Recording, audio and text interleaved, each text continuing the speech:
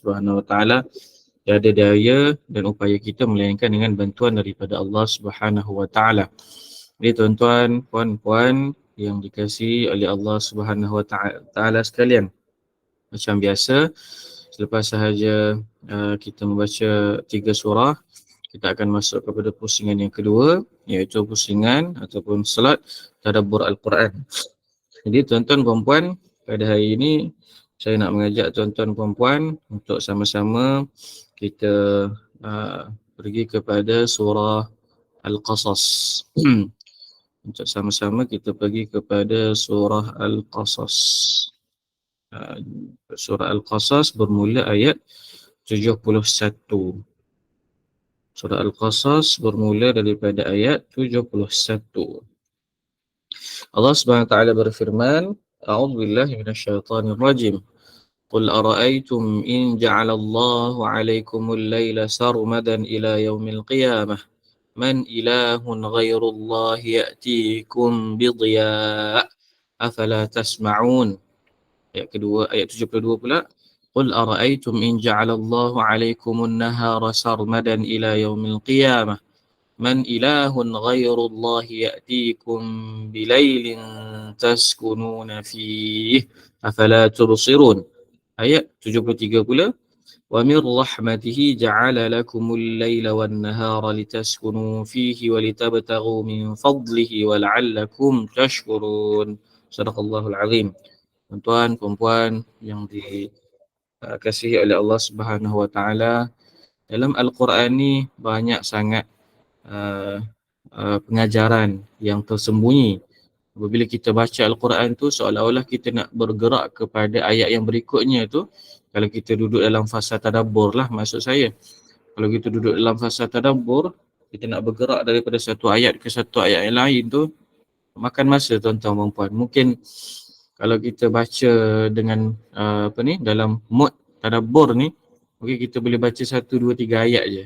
Baca 1, 2, 3 ayat, dah makan masa sampai setengah jam, tiba-tiba tak sedar.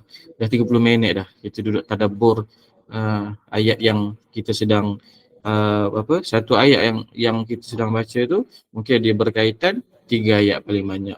Jadi itulah yang sering saya ingatkan kita sama-sama.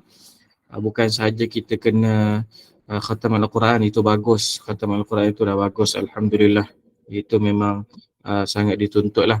Tapi adakah itu sudah memadai? Belum tuan-tuan puan-puan. Bila tuan-tuan puan-puan berpindah kepada fasa yang seterusnya, iaitu fasa tadabbur, Masya Allah, tuan-tuan puan-puan akan tengok banyak sangat rahsia-rahsia yang Allah telah sembunyikan di dalam Al-Quran ni untuk orang-orang yang nak cari pengajaran, untuk orang-orang yang nak cari ilmu, maka dia akan dapat insya-Allah Subhanahu Wa Taala. Jadi itulah yang berkaitan dengan ayat pada malam ini pun. Mungkin ada di antara kita pernah terfikir, mungkin ada juga di antara kita yang tidak pernah terfikir bagaimana Allah mencipta bumi ni, Allah jadikan malam dan siang. Ada orang yang pernah berfikir, kenapa Allah tak jadikan bumi ni malam sahaja, kan? Dalam ayat ni lah 71 ni. Allah yang bagi tahu, kalau kita pernah terfikir, jangan risau. Maksudnya Allah pun tahu yang kita akan tanyakan benda yang sama, kan? Tengok macam mana Allah bagi tahu kita, bagaimana fikiran kamu jika Allah menjadikan malam kepada kamu tetap selama-lamanya hingga ke hari kiamat. Maksudnya tak ada siang, malam je. Laila sarmadan. Laila sarmadan ni adalah malam yang berpanjangan sampai ke kiamat. Tuhan yang manakah yang selain daripada Allah yang boleh membawakan cahaya yang menerangi kamu? Mengapa kamu tidak mahu mendengar? Ni Allah nak bagi tahu kepada kita lah. Cuba kita fikir, kenapa Allah tak jadikan malam je sampai hari kiamat, kan? Kalau Allah nak, boleh sangat Allah buat malam je semua, kan? Kita pun bolehlah bayangkan sama-sama. Cuba kita bayangkan dunia kita ni malam je. Setengah orang seronok lah malam. Malam suka tidur, sedap tidur, sejuk. Kemudian tenang, berbanding dengan siang. Siang ni bising, panas. Kemudian serabut, banyak sangat benda-benda yang membuatkan kita rasa tak selesa kan. Malam pula membuat, dan disebutkan juga dalam surah yang lain, wan nauma subata. Sungguhnya malam tidur itu tidur yang merehatkan. Maksudnya tidur yang merehatkan itu kita dapat waktu malam. Waktu siang biasanya kita tak dapat tidur yang merehatkan, ya. Biasanya kita hanya dapat waktu malam sahaja. Jadi semua tuan-tuan puan-puan boleh bayangkan apa yang akan berlaku kalau dunia ni semua malam sahaja, kan. Dan ayat berikutnya tak habis kat situ je. Allah sebut lagi, bagaimana pula Allah sebut ayat seterusnya ialah, bagaimana fikiran kamu jika Allah menjadikan siang kepada kamu tetap selama-lamanya hingga ke hari kiamat. Ni Allah kata siang pula, kan. Kalau Allah jadikan siang selama-lamanya sampai ke hari kiamat, macam mana? Macam mana kamu fikir? Tuhan yang manakah yang selain daripada Allah yang boleh membawakan malam kepada kamu untuk berehat padanya? Nampak tak? Maka mengapa kamu tidak mahu melihat dalil-dalil dan bukti keesaan dan kekuasaan Allah? Di sini pula Allah bercakap pada kita, Allah bagi tahu pada kita, cuba kita tengok, renung pula. Kenapa Allah tak jadikan siang je selama-lamanya, kan? Kalau Allah nak, Allah boleh, kan? Tak ada malam untuk kita, siang je, kan? Walaupun pukul 12 malam pun siang lagi, kan? Allah kata, cuba fikir, kan? Cuba fikir, kenapa Allah tak buat? Jawapannya ada pada ayat yang berikutnya. Kenapa Allah tak buat adalah ada pada ayat yang ke-73, iaitu wa min rahmatihi ja'ala lakumul laila wan nahara litaskunu fihi wa litabtaghu min fadlihi wa la'allakum tashkurun. Allah kata, dan di antara rahmat pemberiannya. Rupa-rupanya jawapan kepada persoalan yang ditimbulkan sebentar tadi ialah sebenarnya Allah nak merahmati makhluk-makhluk dia, hamba-hamba dia. Ya, kalau kita nak tahu apakah contoh rahmat Allah, kita biasa dengar kan Allah ada rahmat, kan? Allah sifat dia Rahim, Rahman, Rahim. Jadi apa contoh rahmat Allah tu? Kita boleh tanda. Ini contoh ayat. Ini contoh rahmat Allah yang diceritakan sendiri oleh Allah Subhanahu Wa Taala. Allah kata antara contoh rahmatnya Allah kepada manusia ialah dengan Allah menjadikan malam dan siang itu silih berganti. Malam dan siang itu silih berganti. Tadi Allah tanya kita, kenapa Allah tak buat malam je? Kan? Allah tanya, Allah suruh kita fikir. Kita pun terfikir, ya Allah, kalau jadi malam je, macam mana? Pokok-pokok nak tumbuh macam mana? Tak ada matahari? Kita pun terfikir. Ataupun Allah tanya lagi, kenapa Allah tak jadikan siang saja? Kita pun terfikir, Allah, kalau siang je kan, macam mana kita nak tidur, nak rehat? Kalau siang ni kena kerja je sepanjang siang. Kan, kalau siang je panjang, maka kena kerja je lah, tak boleh rehat lah, kan. Betul Allah jawab, itulah, sebab itulah Allah itu maha pengasih, maha penyayang, sebab rahmat Allah tu lah Allah jadikan malam dan siang itu berganti-ganti. Maksudnya Allah nak ajar pada kita yang apa benda, kalau kita tak tahu nak syukur, kalau kita tak tahu nak syukur apa kan, kita tak tahu nak sebut kita syukur pada Allah sebab kita ada pendengaran yang baik. Kita tak tahu nak sebut kepada Allah kita nak syukur sebab kita ada keluarga yang baik. Kita tak tahu. Jadi ni antara yang kita boleh syukur pada Allah. Kita boleh syukur pada Allah yang Allah jadikan pada kita itu malam dan siang. Sebab apa? Sebab Allah sebutlah. Sebab apa Allah jadikan malam dan siang tu bergila-gila? Litaskunu fihi, supaya kamu boleh berehat, kan? Supaya kamu boleh berehat pada waktu malamnya. Kemudian walita bertaru min fadlih, dan kamu boleh mencari rezeki daripada segala harta kurnia yang Allah telah jadikan di muka bumi ini. Wala'allakum tashkurun, kan? Supaya kamu bersyukur. Nampak Allah nak kita bersyukur, kan? Ini adalah tulislah, kita boleh tulislah. Kalau kita lupa, kan? Kita kepala otak kita ni tak ada idea macam mana kita nak bersyukur kepada Allah Subhanahu Taala, maka inilah salah satu perkara yang kita boleh syukur kepada Allah Subhanahu Taala, sebab Allah jadikan malam dan siang ni berganti-ganti, kan. So kita kena syukur pada Allah Subhanahu Wa Taala lah, kan. Kalaulah Allah itu tidak pengasih dan penyayang, maka itulah jadi satu je, malam ataupun siang. Wallahu alam. Itu adalah 3 ayat yang yang kita boleh kongsikan pada malam ini. Itulah contoh tadabbur Al-Quran yang kita boleh boleh amalkan, boleh praktikkan kan. Tukar mood bacaan Al-Quran tuan-tuan perempuan tu, tukar daripada mood khatam Al-Quran tu kepada mood untuk tadabbur Al-Quran. Baca satu ayat, baca betul-betul terjemahan dia tu macam mana. Sebabnya kita akan jumpa banyak rahsia lah.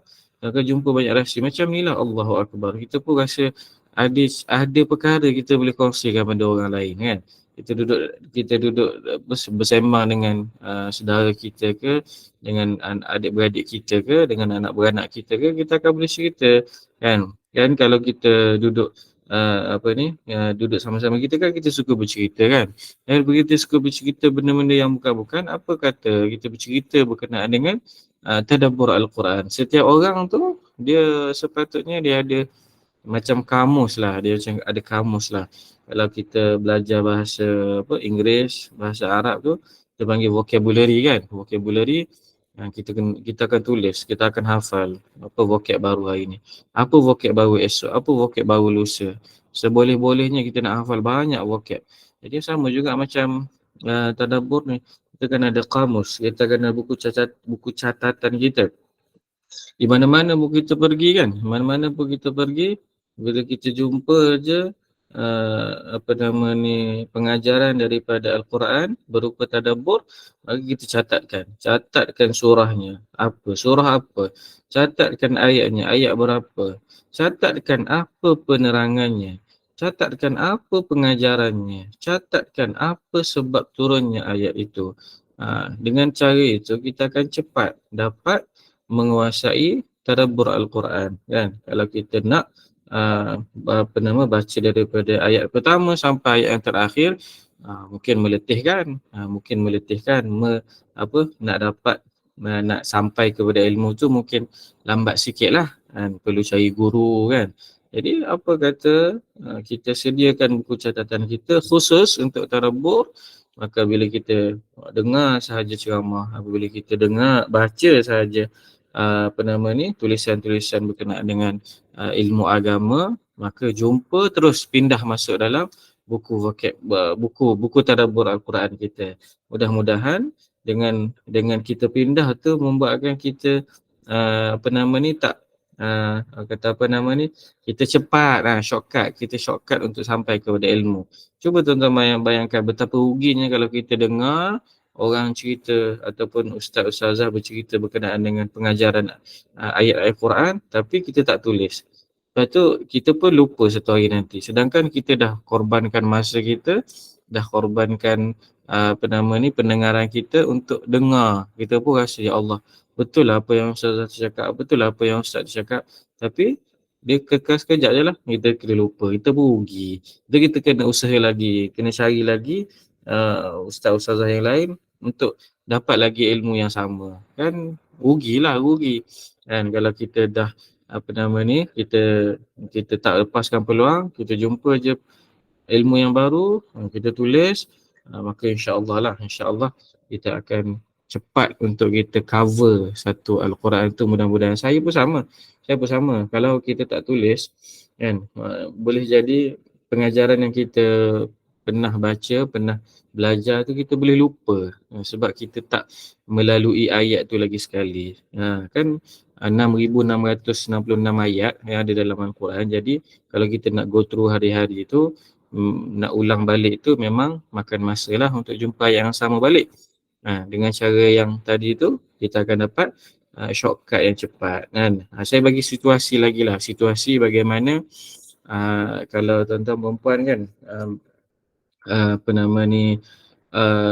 biasa pergi awal surau atau masjid kan, nak solat contoh macam kita kata subuh lah, kalau subuh tu pukul 6, kita pukul 5.30 kita dah sampai surau, dah sampai masjid kan. Yang dekat sini ni ada kelebihan tuan-tuan perempuan, ada kelebihan. Bukan orang yang pergi awal untuk solat ni dia tak ada kelebihan apa-apa. Dia ada kelebihan. Antara kelebihan yang disebutkan adalah dia mendapat doa daripada malaikat kan. Hadis yang diriwayatkan daripada Abu Hurairah radhiyallahu anhu, Rasulullah sallallahu alaihi wasallam bersabda, kan? Maksud dia adalah tidaklah seseorang di antara kalian duduk menunggu waktu solat selama ia berada dalam keadaan suci, melainkan para malaikat akan mendoakannya, ya Allah ampunkanlah dia, ya Allah sayangkanlah dia.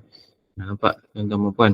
Ini kita keluar sikitlah, kita keluar sikit bagaimana kita, saya nak bawa tuan-tuan dan puan faham kepentingan untuk datang awal waktu solat tu. Kenapa?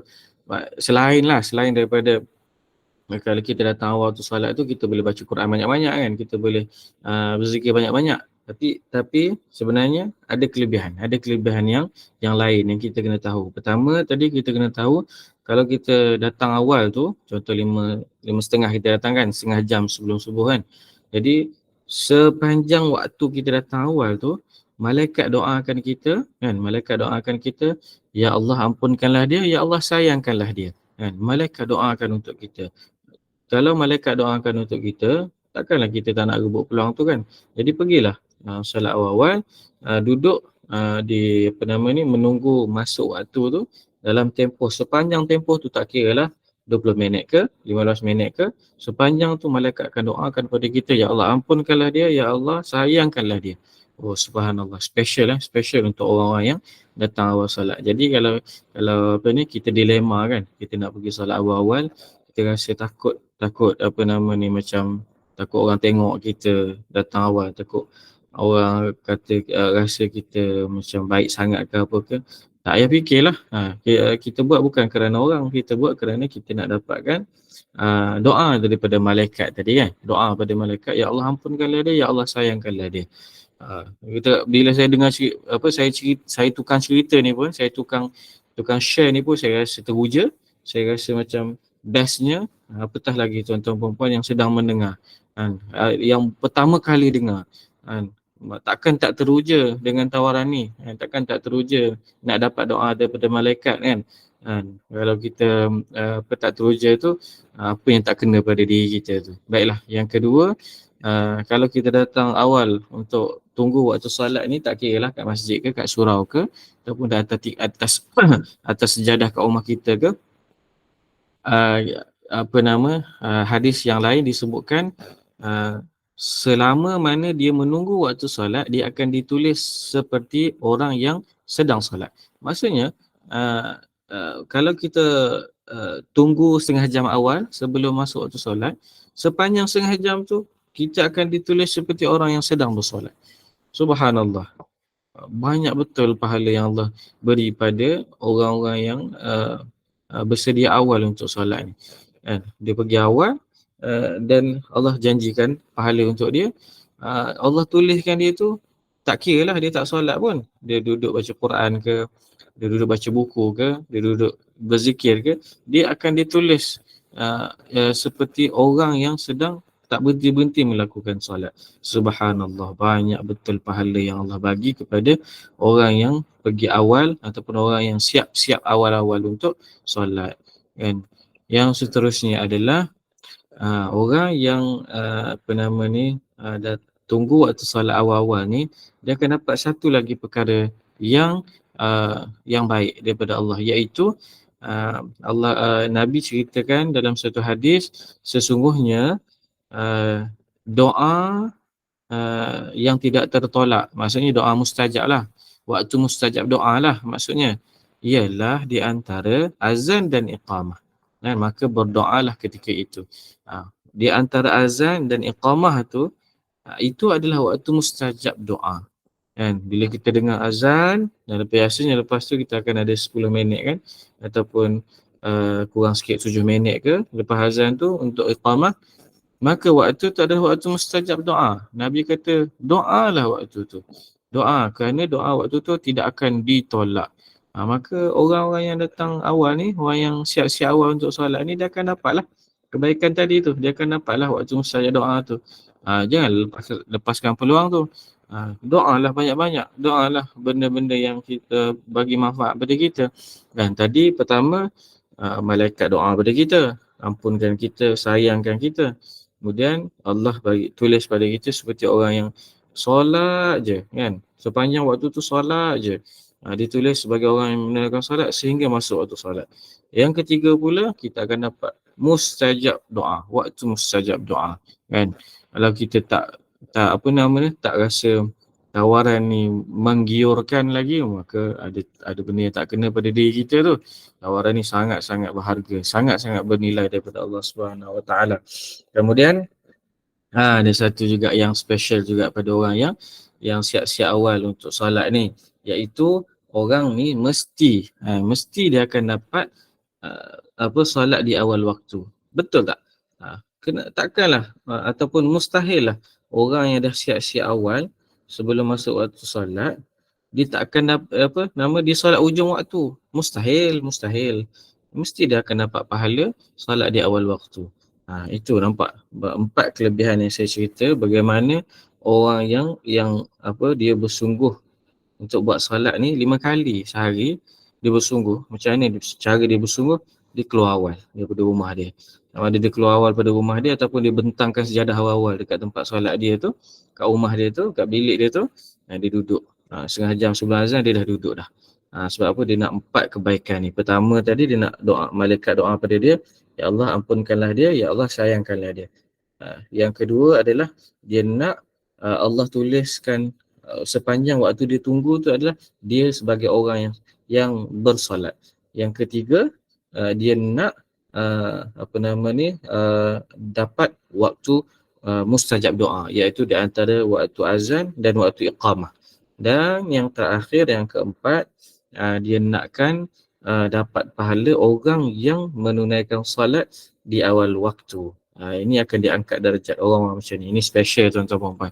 Ini ganjaran ataupun tawaran istimewa yang disediakan oleh Allah Subhanahu Wa Taala untuk hamba-hamba dia yang serius untuk apa ni buat solat di awal waktu, ataupun yang serius datang awal untuk mengerjakan solat, ataupun yang serius buat persediaan awal untuk melakukan solat. Dia bukan hamba Allah yang bila dengar azan baru dia teringat apa nama ni baru masuk waktu solat. Tak. Dia ingat waktu solat tu sebelum azan lagi. Sebelum azan tu dia dah tengok jam dah. Oh, ada setengah jam lagi nak azan. Okey, ini waktu untuk aku mula. Ini adalah untuk waktu aku mulakan persediaan untuk sebelum masuk waktu solat. Orang macam ni special tuan-tuan puan. Tak sama dengan orang ramai-ramai. Kan orang ramai-ramai macam mana?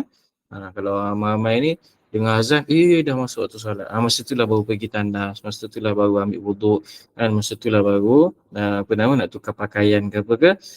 Itu pun apa nama dah kira bagus dah.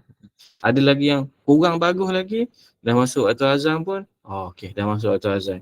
Biar dulu, buat dululah kerja kan. Buat dulu kerja, kemudian tunggulah lagi bila-bila ujung-ujung sikit ke kan, dah nak masuk waktu solat berikutnya lagi, barulah nak apa nama ni, barulah nak kelang kabut nak solat. Orang macam ni ramai. Jadi kita janganlah tergolong daripada golongan yang ramai tu, kita kena duduk dalam golongan yang special lah. Yang special yang special, yang siap awal-awal. Sebab apa saya kongsikan apa ni tips-tips ni ataupun tawaran-tawaran ni, saya kongsikan supaya kita jadikan waktu ni adalah untuk waktu kita tadabbur Al-Quran. Bila kita duduk setengah jam awal tu, benda kita nak buat kan. Kita boleh baca Al-Quran khatam boleh. Kita nak berzikir pun boleh. Sangat dianjurkan. Cuma ada satu benda yang kita boleh buat juga, ialah kita tadabbur Al-Quran. Waktu ni lah kita baca ayat satu per satu ayat untuk kita tadabbur, untuk kita faham, dan sampailah kita rasa macam ya Allah, banyak lagi ilmu rahsia dalam Quran ni yang aku tak dapat capai lagi ya Allah. Maka engkau bagilah aku peluang untuk capai, untuk dapat ilmu tu cepat-cepat sebelum aku mati. Seronok tuan-tuan bila boleh kuasai apa nama ni tadabbur Al-Quran ni. Sebab apa? Sebab mudah untuk kita mudah untuk kita lebih beriman kepada Allah Subhanahu Wa Taala, lebih mudah untuk kita menjadi panduan kepada kita. Tak perlu pun untuk kita buat susah-susah, cukup sekadar kita ambil pengajar ambil manfaat daripada ustaz-ustazah yang mengajar tu, kita tulis. Kita tulis dalam kita punya catatan. InsyaAllah kita akan dapat kebaikan yang sangat banyak, kebaikan yang sangat besar. Dan itu sahajalah untuk malam ini, perkongsian pada malam ini. Mudah-mudahan ada manfaat, sama-sama kita dapat faham dan sama-sama kita diberi kekuatan untuk amalkan. Ya, saya pun sama juga perlu kepada pengorbanan, perlu kepada kesungguhan juga untuk mengamalkan perkara-perkara yang saya sendiri ajarkan. Jadi peringatan ini bukanlah untuk tuan-tuan sahaja, tetapi adalah khusus kepada diri saya juga sendiri, untuk kita sama-sama menjadi orang yang lebih umat Islam yang lebih memanfaatkan masa dan lebih lebih bersiap sedia untuk solat. Dan yang kedua adalah mengisi waktu yang ada tu, waktu senggang yang ada tu dengan usaha mentadabbur Al-Quran, insya-Allah. Itu sahaja pada malam ini. Saya serahkan kembali kepada moderator yang bertugas. Silakan.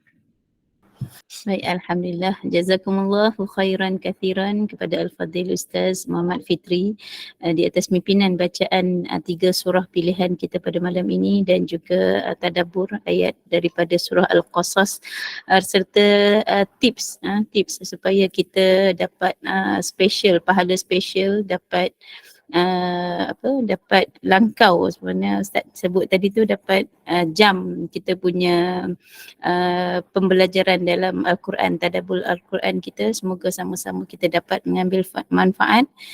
Tulis apa yang telah kita pelajari hari ini, ya Allah. Kita mohon kepada Allah, semoga Allah berikan kita istiqamah. Semoga Allah bantu kita dapat melaksanakan apa yang kita pelajari ini dengan sebaik-baiknya. InsyaAllah. Terima kasih yang tidak terhingga kita ucapkan kepada Al-Fadhil Ustaz dan juga seluruh jemaah Halaqah Maya yang telah hadir pada malam ini. Semoga sama-sama dapat mengambil manfaat dan juga keberkatan daripada kelas kita pada malam ini, insyaAllah.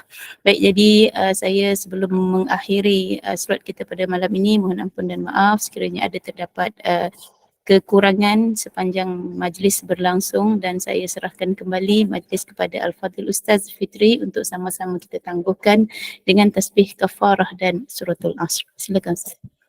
Subhanakallahumma bihamdik asyhadu an la ilaha illa anta astaghfiruka wa atubu ilaik. Bismillahirrahmanirrahim. Wal 'asr innal insana lafi khusr illa alladhina amanu wa 'amilus shalihat wa tawassaw bil haqq wa tawassaw bis sabr. Alhamdulillah. Terima kasih Ustaz. Terima kasih Ustaz. Terima kasih semua sahabat-sahabat. Terima kasih Ustaz. Assalamualaikum Ustaz. Terima kasih Ustazah. Semoga panjang umur, murah rezeki Ustaz.